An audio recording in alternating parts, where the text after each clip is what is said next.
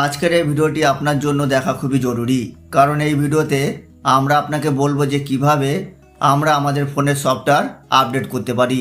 এটি একটি অত্যন্ত জরুরি সেটিংস। যখনই আপনার মোবাইল হ্যাং করতে শুরু করে বা ধীর গতিতে চলতে থাকে, তখন সময় সময় সফটওয়্যার আপডেট আসতে থাকে, যা করাটা অত্যন্ত প্রয়োজন। এর ফলে আপনার মোবাইল সঠিকভাবে চলবে, হ্যাং করবে না এবং কোনো বাগ থাকলে তাও আপনার সফটওয়্যার আপডেটের মাধ্যমে সেটি ঠিক হয়ে যাবে। তাই বন্ধুরা, আপনারা যদি না জেনে থাকেন কিভাবে আপনার ফোনের সফটওয়্যার আপডেট করবেন, তাহলে ভিডিওটি স্কিপ না করে শেষ পর্যন্ত দেখতে থাকুন। আর এই ধরনের ইন্টারেস্টিং ভিডিও পেতে চ্যানেলটি সাবস্ক্রাইব করে বেল আইকনটি ক্লিক করে দিন।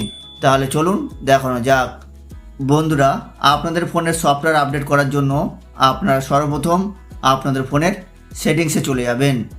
সেটিংস ওপেন করার পরে বন্ধুরা, আপনার উপরে সার্চ বলে একটি অপশান দেখতে পাবেন, তো আপনারা সেখানে ক্লিক করবেন। সার্চে ক্লিক করার পরে আপনারা এখানে সার্চে লিখবেন সফটওয়্যার আপডেট। সার্চ করার পরে বন্ধুরা দেখবেন এখানে নিচে সফটওয়্যার আপডেটের একটি অপশান পেয়ে যাবেন। তো আপনারা কি করবেন, এখানে সফটওয়্যার আপডেটে ক্লিক করবেন। ক্লিক করার পরে বন্ধুরা দেখবেন যে সরাসরি সফটওয়্যার আপডেটের পেজটিতে আপনাদের নিয়ে যাবে। এখন এটি কিছুটা চেকিং করতে হবে যে আপনার ফোনে কোনো সফটওয়্যার আপডেট এসেছে কি না। যদি এসে থাকে তবে আপনার নিচে এইভাবে ডাউনলোড অপশান দেখতে পাবেন।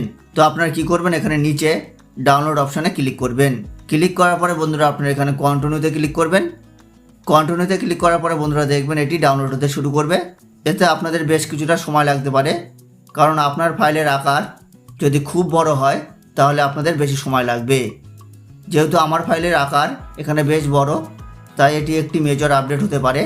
তো আপনাদের মোবাইলের ফাইলের সাইজ যদি বড় থাকে তাহলে আপনাদেরও আপডেটে টাইম লাগবে। যতক্ষণ না এটি 100% হচ্ছে ততক্ষণ আপনারা ওয়েট করবেন।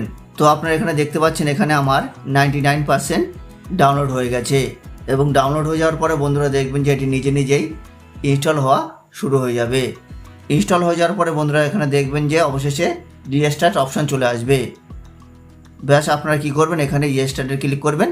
রিস্টার্টে ক্লিক করার পরে আপনারা ফোনটি রিস্টার্ট করে নেবেন। রিস্টার্ট করে নিলেই দেখবেন যে আপনারা আপনার ফোনটি আপডেট করে ফেলেছেন, অর্থাৎ আপনার ফোনে সফটওয়্যার আপডেট কমপ্লিট হয়ে গেছে।